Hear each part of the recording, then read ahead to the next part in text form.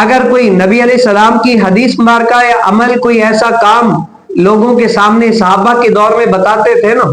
آج جیسے ہوتا ہے نا، لوگ کہتے ہیں بھائی یہ کام سنت ہے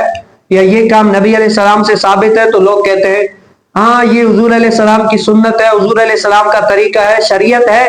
لیکن یار مجھے یہ عمل جو ہے نا بھاتا نہیں ہے، یا میرے اس عمل میں گزارا نہیں ہوتا، میرے جو ہے نا یہ عمل میرے لیے گنجائش نہیں ہے۔ تو اس طریقے سے اگر نبی علیہ السلام کے دور مبارک میں نا کوئی بات کرتا کہ یہ نبی علیہ السلام کی سنت ہے، یہ نبی علیہ السلام کا طریقہ ہے، اگر کوئی سامنے والا منع کرتا نا بے شک ہے لیکن میں یہ نہیں کر سکتا، یہ آزار ہے، تو اس پر صحابہ اس شخص کو کیا کہا کرتے تھے؟ صحابہ کا رد عمل کیا ہوا کرتا تھا؟ حضرت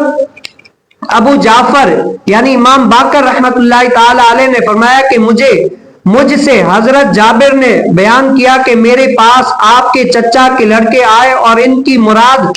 حسن بن حنفیہ تھی، اور پوچھا کہ جنابت سے غسل کیسے کیا جاتا ہے، یعنی اگر کسی کو غسل فرض ہو جائے تو جنابت سے غسل کیسے کیا جاتا ہے؟ تو انہوں نے کیا کہا کہ میں نے کہا کہ نبی کریم صلی اللہ علیہ وسلم 3 چلو پانی لیتے اور اسے اپنے سر پر ڈالتے اور اپنے پورے جسم پر ملتے، اور اس پر حسن نے مجھ سے کہا کہ میں بہت زیادہ بالوں والا انسان ہوں، مجھے یہ کافی نہیں ہوگا، یعنی پوچھا کہ حضور علیہ السلام غسل کیسے کرتے؟ آج جیسے ہوتا ہے نا بھائی یہ فطری طور پر ہے، اگر آپ ٹھنڈا یا گرم پانی یک دم سے اگر اپنے اوپر ڈالیں گے نا تو اس سے کیا ہے دھڑکن تیز ہونے کی اور خدشات بڑھنے کا اندیشہ ہے، تو نبی علیہ السلام کیا ہے کسی مگے کے ذریعے اور ایسے بھی ہاتھ میں پانی ڈالتے اور اپنے کیا سر مبارک پر ڈالتے تاکہ ٹھنڈا ہو تو ٹھنڈک کی آرام سے محسوس ہو، اگر گرم ہو تو گرمائش بھی آرام سے محسوس ہو اور اتنی پریشانی نہ ہو اور کوئی بھی، تو نبی علیہ السلام کیا ہے اس طریقے سے پانی ڈالتے تھے اور اپنے پورے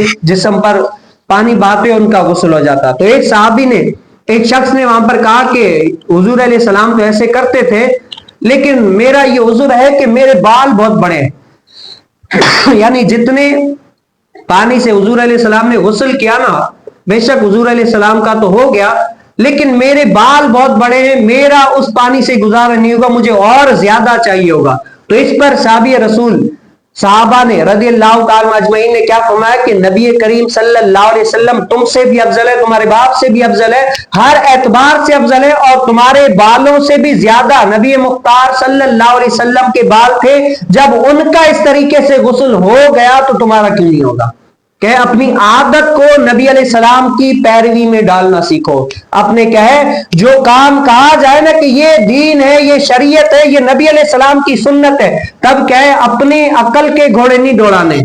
اس اپنے عمل کو نا نبی علیہ السلام کے عمل پر ترجیح نہیں دینا، ترجیح کس کو دینا ہے؟ نبی مختار صلی اللہ علیہ وسلم کے عمل کو دینا ہے کہ جب میرے نبی علیہ السلام نے ایسا کیا تو آمنا وصدقنا،